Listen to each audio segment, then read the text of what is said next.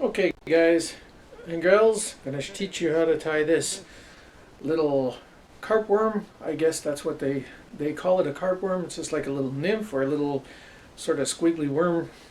Very easy, 2-minute fly. Anybody can tie it. So let's take this one out of the vise. Alright, put that off to the side. We'll put a brand new hook in the vise.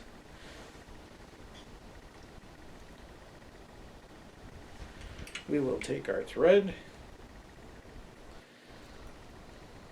and we will run it in through our bobbin like so. Go through the top. We're using a clear nylon thread. I use this on pretty much all my flies. It picks up color well.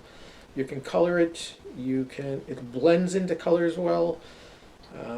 So unless you're using specific threads to put down certain colors, then as a base thread, this is my most popular base thread.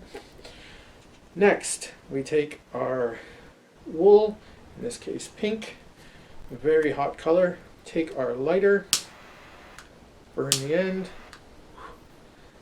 take your fingers, and you just rub that, twist that so that it's got that little tip. Then we want to tie that in. So we want to do a hook length and a half roughly. You could shorten it or lengthen it depending on for your needs, but I find a hook length and a half does the job. Now it's tied in. Wrap your thread to the top. Next step, we're going to take our bead eyes,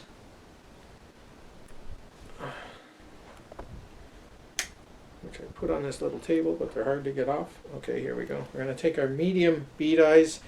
I like to use the medium ones, not the tiny ones, and not the large ones. I take a nice medium one. I find they have a nice sink rate and a nice flutter. Tie them in, doing a figure 8. And leave your thread behind the eyes. Then wrap your wool once over the top. Then put your thread underneath the eyes by the eye of the hook. One more time, wrap in your wool. Alright. Then go underneath, put your thread. And one last time, pull it over, and if your eye's covered up, just do a little tiny push and it'll push it in. Then wrap your thread down to the back and wrap it back up. Now twist your wool up to the front and tie it down. Just like that. Alright. And for the last step, we're going to take some black dubbin and we will dirty dub it. So we will tie it in just like that. You don't have to twist it on the line. You just use little pinches of it. Tie it in. Go around the whole fly if you need more. You don't want it to be completely sparse. You want it to be a little, go underneath the bottom, tie it in a little bit, twist it up, do a little bit on that side. Okay, and then put your fly back into its resting position. Alright, take your thread, do a couple of loops just to tie it in secure. 2 or 3 half-hitch knots. Just take your 2 fingers, wrap them, turn them. That makes these knots. You can use your whip finisher at this point if you want to. Take your scissors, trim it off, put your bobbin off to the side, and take your dubbin brush and just brush it gently.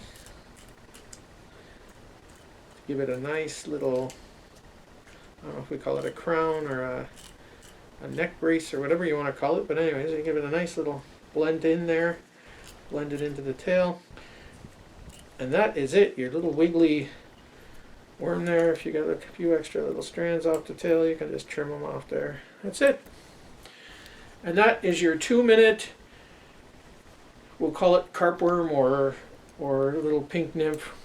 And that will catch carp, it will catch rock bass, it'll catch every kind of fish. If you go to my YouTube channel, Jody Sharp, Super Flies for Super Guys, you will see Tales of a Real Fisherman rock bass episode. Shows this fly really nicely. Or if you go to Ontario Fly Tying and Fly Fishing Group on Facebook, if you're a member of that group, you can see that video, that same video. So thanks for watching, guys, and tie up some of these, have a lot of fun. All right, Jody Sharp signing out.